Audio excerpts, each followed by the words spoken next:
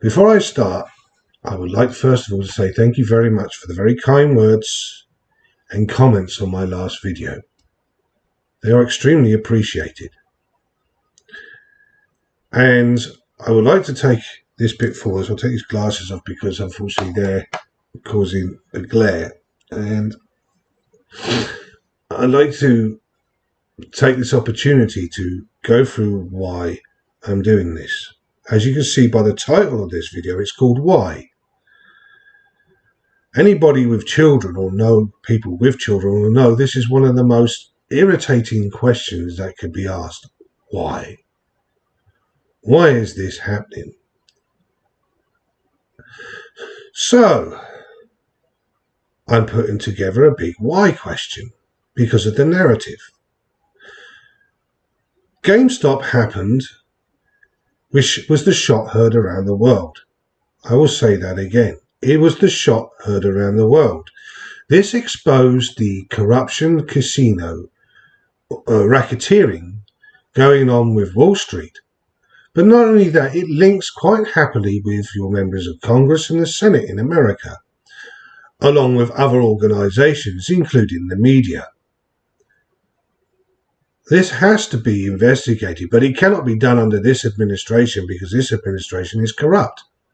We're already seeing how corrupt this administration is within a week. Why do I say that? Well, I say that because you've got Yellen, who has got money from these hedge funds, and the people responsible for helping Hunter Biden's legal case against the investigation against him are now being installed into the Department of Justice. We are seeing it boldly put in your face the absolute disgusting corruption going on. So I need to make it clear as to why I'm making this video, because there is a narrative change. There's an old adage, you give enough rope to somebody and they will hang themselves. I believe in this case they could have done that. Are they telling the truth? I don't know. But it's important to investigate what they're saying, because if it is so and what they state in there will be evidence. And if there is evidence, then that shows an even bigger change in the narrative, which will lead to other questions of why. The person I'm going to put up, it's 2 minutes long, this video, and I know the person most people will switch straight off from. Don't. That's the biggest mistake you do. This person is highly dangerous. They have a fanatical fan base, and they're putting targets on people's backs by their rhetoric. But it's important to hear what they say. I'm not taking it out of context. I'm going to put questions at the end of it that you've also got to ask the same questions. And I would highly recommend that you get other people to watch this as well, because then they too can ask that question of why. More importantly, it needs to go to people like the senators, as I would highly recommend Senator Hawley and Senator Cruz, if people can put this information in there and say, please take a listen. And if they say why, it says it might be important. Do not write this individual off. Like I said, they are highly dangerous, and they can manage to court groups of people in large numbers because they are very good at marketing themselves. We've seen this in history before. One individual learnt this even though they were a failure in everything they did and they weren't intelligent, but they had the ability and charisma to market themselves. Strange little man from Austria. So without further ado, what I would like you to do is to buckle up and watch and listen. And then I'm going to come back with the questions.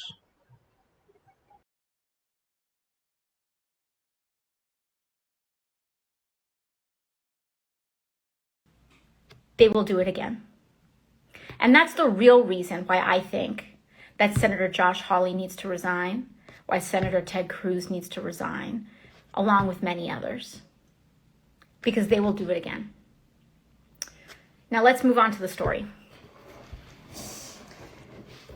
One of the things that I would like us to dispel is the idea that this insurrection and this attack happened suddenly, that we couldn't see it coming, and that it was like just this outburst and all of a sudden a bunch of people rushed the Capitol. I want to dispel with that notion very quickly, because everybody knew that something was going to happen. And again, I do not speak for any other. Let me actually rewind this. And I'll try to recenter. And again, as I said, thank you for your patience here. But what I'm about to tell you is my account, how I perceive things with my eyes, my ears, my nose, my mouth, my body. I cannot speak for what anyone else saw, etc., unless there was someone in the room with me. But here's what I will tell you. A week before, 1 week before, the week prior to the insurrection, I started to get text messages that I needed to be careful. And that in particular, I needed to be careful about the 6th. For the timeline for you to know, this Congress got sworn in that Sunday, and the insurrection happened, Sunday, then the insurrection happened Wednesday. So there was Sunday, Monday, Tuesday, Wednesday. I probably started getting text messages about having plans for my safety, or me trying to figure something out about Thursday. And those text messages came from other members of Congress. They were not threats, but they were other members saying that they knew, and that they were hearing even from Trump people and Republicans, that they knew in their life that there was violence expected on Wednesday. Interesting, don't you think? So here are my questions then. If what this person is saying is true and that everybody knew, why were not any measures put in place to ensure the safety of the building? Why did the Capitol Police allow people in? Why did they create an impeachment stating that it was that day that Mr. Trump incited an insurrection? Why use the word insurrection when you've had 265 riots, over 40 deaths, billions of dollars of damage done over a year, and they said nothing? Why wasn't it classed as an insurrection when they attacked the White House with Black Lives Matter and others? Yet they condemned the use of pepper spray to remove the individuals, but burnt down a church and basically set fire to a church and created untold damage. Why is that any different? Why did they allow this to happen if they had foreknowledge of it? Why did the Washington Post write up about QAnon and all these other individuals, and days before January the 6th? Why are they bringing up the Russia narrative again? This is all going to play in, because these are all questions we need to ask. Why? So if they knew about it 6 days, 7 days prior to the event happening, why was no measures put in place? Now, either this person is lying and making a drama out of it, which is a possibility, or they're telling the truth. Well, how can we prove that they're telling the truth? Because apparently they got text messages amongst each other regarding this. So that is why I would say, if I was the legal team of a certain person going for an impeachment, not only would I call this person forward as an eyewitness, I would also have their phone confiscated and opened up to see if they're telling the truth or if they're lying. And if they are lying, then to have them charged with incitement of hatred. Or another law, whatever one you can hang on this person, because they need to be dealt with. It is important that we understand that this person has stated quite clearly in these 2 minutes here that not only did they know about it, that they all knew about it. So why wasn't the Capitol Police involved? Why did Nancy Pelosi not do anything about it since she was House Speaker? Why, for the inauguration, did they have over 20,000 troops put a wall around the whole of Washington, which still sits there today, with a militarized zone? Why are they so determined to shut down people questioning the actual results of what happened? And making you say, you will accept this, because otherwise what you are doing is creating misinformation. There are many questions here, but the biggest one of all is why. Now, there are those that could pass a conspiracy theory, so I'm going to give my opinion, a thought, that if they did know this was happening and why they allowed it to happen was so that they could build the narrative in order to create this military cage around Washington. It seems all too convenient that all of this fell into place and it's now the way it's going.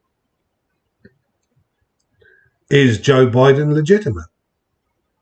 Why has nobody on either side said, okay, the election's up, but we really do need to do an investigation into all of this so that we can assure the American people and the people of the world that this was done fairly and legitimately? Why won't they do that? Why? Why is Ocasio-Cortez saying what she's saying here, that the fact they knew about it was an open secret, shall one say? Like any dirty secret, you can always guarantee somebody will open their mouth up and drop the ball. Was this allowed to happen, and why? Why? I hope you pass this on to other people and also get your senators to look at this video. Also, I will link where the whole hour 29 diatribe of hers there. I suggest people download it, store it, because it is evidence. I mean, sincerely, this is evidence. So, until the next video, keep asking the questions why. And then we might start getting some answers, hopefully. Toodle pips.